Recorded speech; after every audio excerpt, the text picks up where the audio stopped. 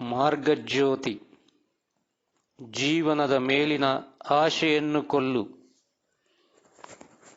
ಸುಖಾಪೇಕ್ಷೆಯನ್ನು ಕೊಲ್ಲು. ಹೃದಯದಲ್ಲಿ ದುಷ್ಟತೆಯ ಮೂಲವನ್ನು ಹುಡುಕಿ ಅದನ್ನು ತೊಡೆದು ಹಾಕಿ. ಅದು ಆಶೆಯಿಂದ ಕೂಡಿದ ವ್ಯಕ್ತಿಯ ಹೃದಯದಲ್ಲಿ ವಾಸಿಸುವಷ್ಟೇ ಫಲಪ್ರದವಾಗಿ ಶ್ರದ್ಧಾವಂತ ಶಿಷ್ಯನ ಹೃದಯದಲ್ಲೂ ವಾಸಿಸುತ್ತದೆ. ಬಲಶಾಲಿಯು ಮಾತ್ರ ಅದನ್ನು ಕೊಲ್ಲಬಲ್ಲನು.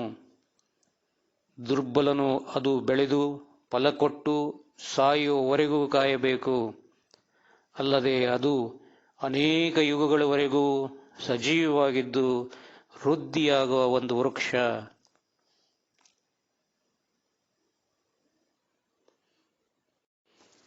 ಯೋಗ ಮಾರ್ಗವನ್ನು ಪ್ರವೇಶಿಸಬೇಕೆಂಬ ಆಕಾಂಕ್ಷೆಯುಳ್ಳವನು ಇದನ್ನು ತನ್ನ ಹೃದಯದಿಂದ ಕಿತ್ತು ಬಿಸಾಡಬೇಕು.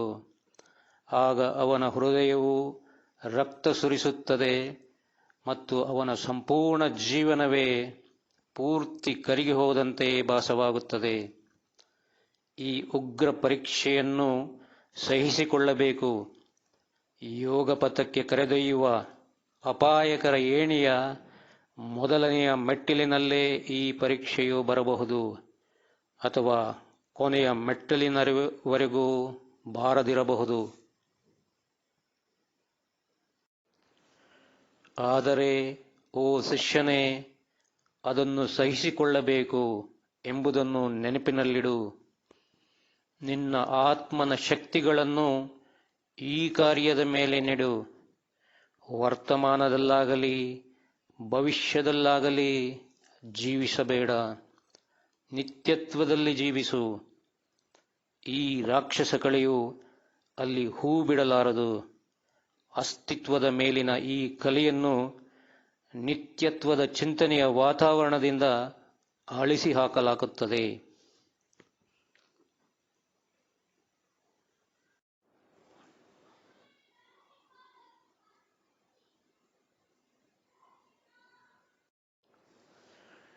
Light on the path, ಮಾರ್ಗಜ್ಯೋತಿ. Kill out desire of life, ಜೀವನದ ಮೇಲಿನ ಆಶೆಯನ್ನು ಕೊಲ್ಲು. Kill out desire of comfort, ಸುಖಾಪೇಕ್ಷೆಯನ್ನು ಕೊಲ್ಲು. Seek in the heart the source of evil and expunge it. ಹೃದಯದಲ್ಲಿ ದುಷ್ಟತೆಯ ಮೂಲವನ್ನು ಹುಡುಕಿ ಅದನ್ನು ತೊಡೆದು ಹಾಕಿ. It lives fruitfully in the heart of the devoted disciple as well as in the heart of the man of desire.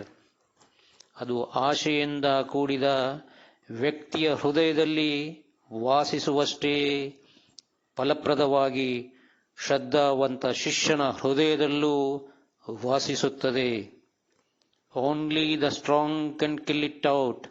ಬಲಶಾಲಿಯು ಮಾತ್ರ ಅದನ್ನು ಕೊಲ್ಲಬಲ್ಲನು.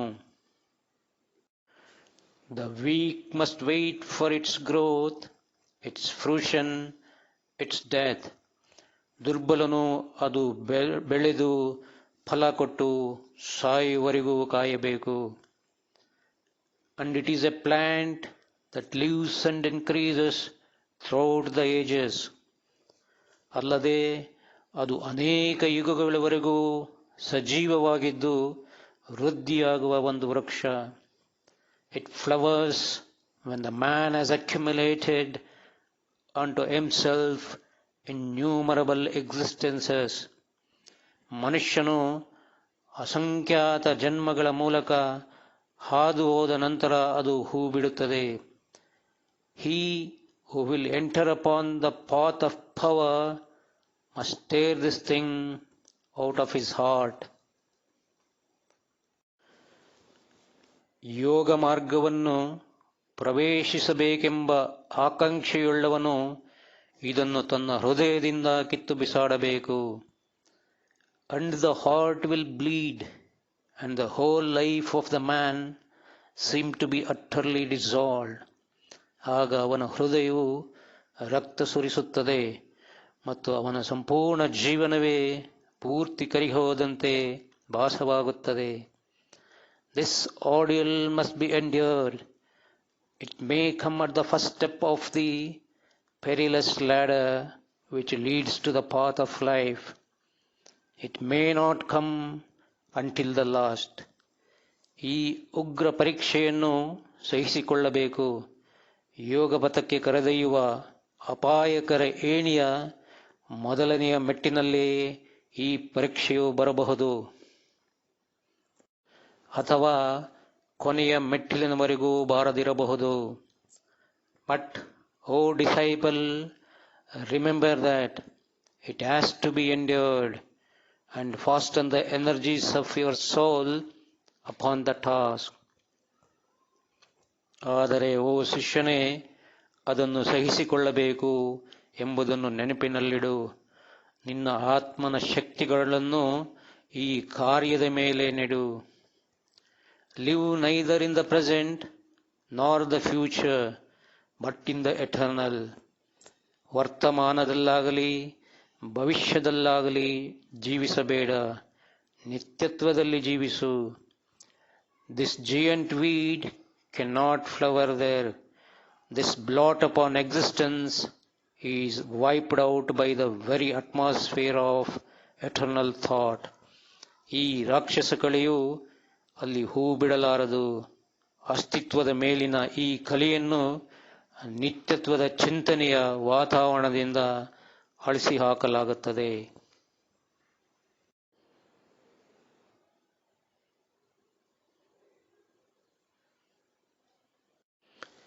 Light on the path. Kill out desire of life. Kill out desire of comfort. Seek in the heart the source of evil and expunge it. It lives fruitfully in the heart of the devoted disciple as well as in the heart of the man of desire. Only the strong can kill it out. The weak must wait for its growth, its fruition, its death. And it is a plant that lives and increases throughout the ages. It flowers when the man has accumulated unto himself innumerable existences. He who will enter upon the path of power must tear this thing out of his heart, and the heart will bleed, and the whole life of the man seem to be utterly dissolved. This ordeal must be endured. It may come at the first step of the perilous ladder which leads to the path of life. It may not come until the last. But, O disciple, remember that it has to be endured, and fasten the energies of your soul upon the task, and live neither in the present nor the future, but in the eternal. This giant weed cannot flower there. This blot upon existence is wiped out by the very atmosphere of eternal thought.